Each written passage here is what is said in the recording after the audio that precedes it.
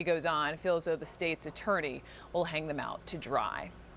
With me now, Steve Rogers, retired detective lieutenant with the Nutley, New Jersey Police Department, and Andy Alperstein, a criminal defense attorney and former prosecutor in Baltimore. So, gentlemen, welcome to you. And, this is such an incredibly important conversation to have. But I want you specifically, Lieutenant, to react to what we just heard from the president of the Vanguard Justice Society in Baltimore saying he's never seen it this bad. I agree, and I've got to tell you, Brooke, that the messages coming from the steps of the White House to the steps of City Hall in Baltimore have in fact left a chilling effect on police officers, not only in Baltimore, but across this country. When we say chilling effect, I want you to be specific. What are you hearing? I'm hearing from police officers that they're going to be very hesitant before they act in a proactive manner. And this is what police officers have to do. To prevent crime, you want to be proactive. Look, when I was on the job, I would see somebody with an inspection sticker overdue. I would pull them over, and that would lead to either a gun seizure or a drug seizure. I don't believe that's going to happen anymore. They're going to do their job, but I don't think they're going to go the extra mile, because by going the extra mile, they will be presumed guilty instead of innocent, as what was said a few weeks ago by the White House and by the mayor and city council people in Baltimore. I know what you're referencing, but also, President Obama, in wake of what also happened, was saying, let's let the justice system be carried out and due diligence on their sides as well. But Andy, we've talked before. You're in the trenches there in Baltimore. You're in touch with active officers, and you had mentioned before that yes, indeed, the chilling effect that the lieutenant here had referenced is very real there. Well, I think the lieutenant's exactly right. We talked last week about, this idea that there might be a chilling effect. And I think what we mean by that needs to be sort of broken down.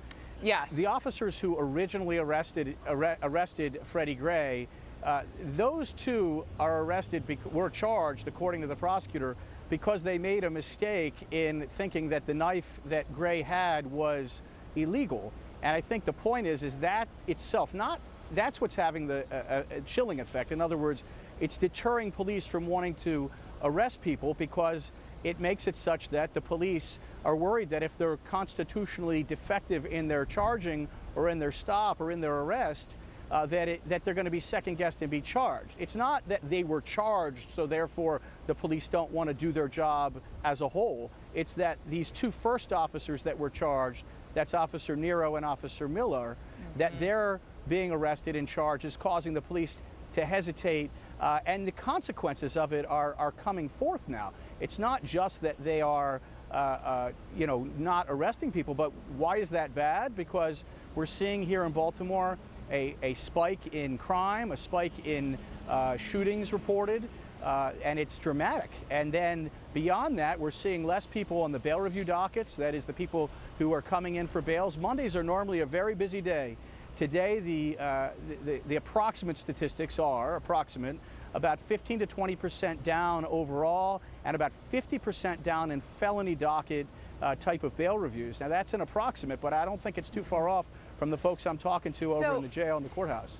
Baltimore, obviously, right now, the epicenter of this national discussion. But, Lieutenant, I've talked multiple times on this show to a police officer, an active officer in New Mexico, and he wrote this just beautiful letter in the wake of what happened in Ferguson. And so he mentioned to me months ago this chilling effect notion, and he too was saying months ago that officers, his own personal worry would be that they would hesitate on the streets. My question would be, do you think what's happening there in Baltimore will have a trickle-down effect, will be pervasive nationwide? It already is having a trickle effect across the nation. And I wish some of these politicians, like I said earlier, the people in the police, they really want to come together. It's the politicians that are creating the problem for political expediency.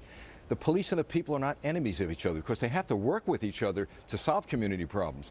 But it's when the politicians inject what was injected in Baltimore. You're being specific, talking about the state's I'm talking attorney. About the state attorney, the mayor, all right, coming out with the inflammatory statements that really did a lot of damage to police community relations. So we have to hope that down the line they wake up a little and just let the people and the police work their problems out together.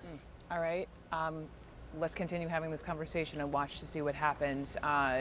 Lieutenant, thank you very much. Steve Rogers and Andy Alperstein in Baltimore. Thank you. Next, a Catholic nun with a history fighting against the death penalty.